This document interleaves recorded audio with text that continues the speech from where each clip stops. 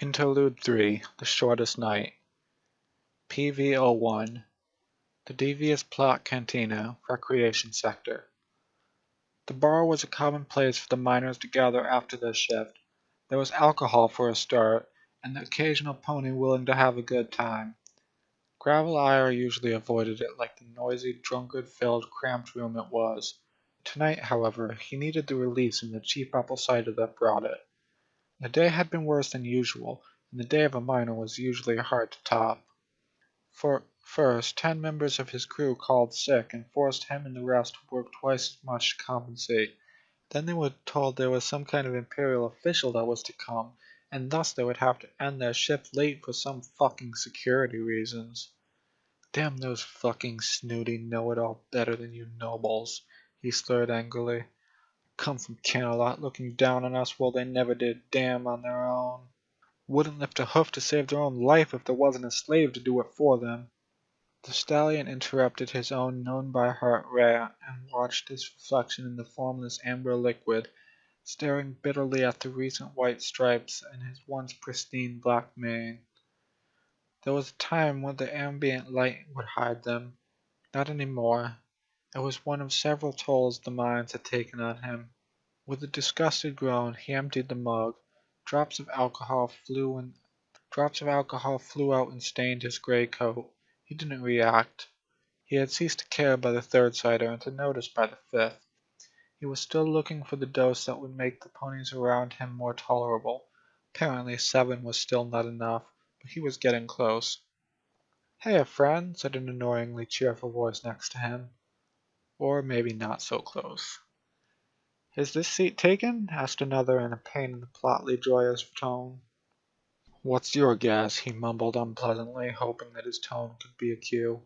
It was not. The 2 ponies sat next to him, a great smile on their face and a mug in their hooves. Gravel Ire grumbled to himself. Just as he thought pony kind could be tolerable. He decided to ignore them.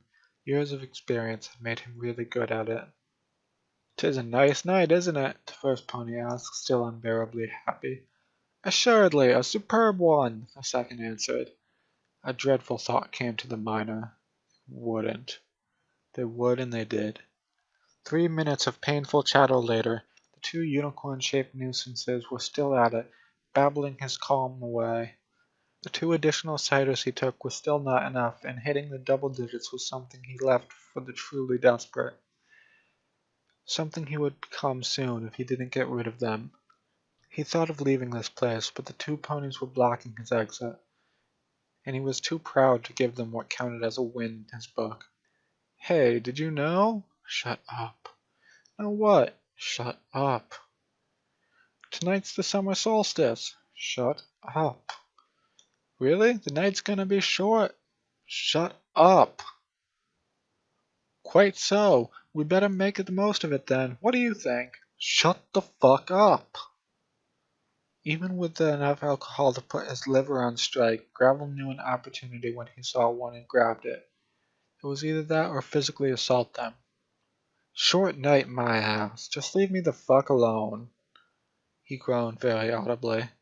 "Every minute with your babbling feels like a freaking eternity." There was a second of silence, quickly broke by their laughter. "Ah, we got a grumpy one," one of them said. "Indeed, we should leave him alone now," his accomplice answered. "About time," Gravel grumbled, just audibly enough so they would hear him. The intruders left the table, still laughing at him. The closest, on his right, tripped, falling on him and discharging his warm beverage on him at the same time. Gravel felt a sharp pain as the pony landed on his chest, which was less of an annoyance than the stallion that caused it.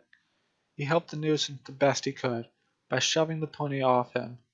They exited the bar, still laughing, leaving the grumpy digger both soaked and furious. While grumbling his best insults, describing mostly anatomically impossible and extremely painful situations for the duo, Gravel looked around him, searching for a way to clean himself up. It was useless to count on the ponies here. The few that were still in the room were wasted beyond recovery. Some of them were even lying in pools of what seemed to be a mix of alcohol and body fluids. "That's gonna hurt tomorrow," he sneered. Still, he was not in very good condition himself, and if he was in any shape to work the next day's shift, he'd better get back to bed as soon as possible. Gravel was starting to feel dizzy. It was getting harder to focus. If only he could find a towel or a napkin or anything. The stallion started to stagger aimlessly in the room. Something wet made him trip. He felt a sharp pain in his chest again. He had not drunk that much, did he? You're getting old, he laughed, trying to get back some of his confidence. Instinctively, he put his hoof on his chest, checking for injury. The wet and warm feeling made the blood still inside him run cold. Ow! Oh, fuck! How the fuck? The cut in his chest was deep.